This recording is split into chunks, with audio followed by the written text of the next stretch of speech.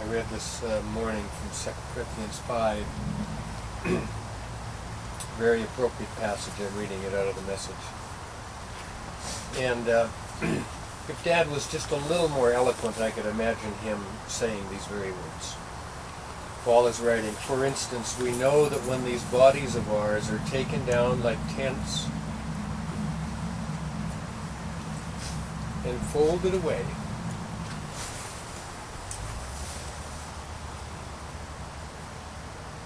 I'm just seeing him once, not much of a tent left. I'm sure your dad can say that eloquently now. Yeah. Any trouble with words? And in King James. Sorry, Dad, this is the message. And I put the message in your program too. You'd probably like it now. Oh, sure. When these bodies are taken down like tents and folded away, they will be replaced by resurrection bodies in heaven.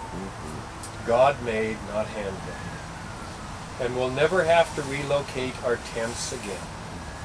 Sometimes we can hardly wait to move, and so we cry out in frustration. So Dad was like in his and Mom in their last days. Compared to what's coming, living conditions around here seem like a stopover in an unfurnished shack, and we're tired of it. We've been given a glimpse of the real thing, our true home, our resurrection bodies. The Spirit of God whets our appetite by giving us a taste of what's ahead. He puts a little of heaven in our hearts so that we'll never settle for less.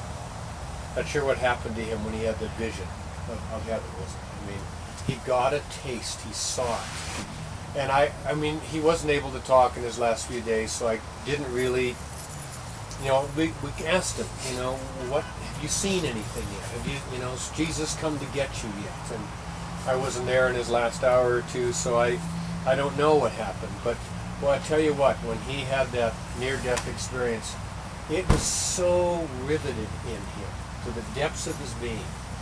And I mean, I'll share this at the memorial service, but there he was, mostly dead, and couldn't talk, could barely see. And I asked him in the morning, I mean, he was already, in a little bit of pain, breathing so laboriously, and I said, Dad, how you doing? And he looked at me and he went, that sort of thing, like, it's going great.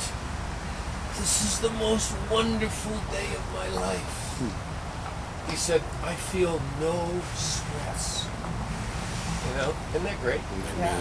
For a man who was so driven and so all his life, to come to that place of feeling absolute peace. And I was so happy for him. And Paul goes on to write, that's why we live with such good cheer.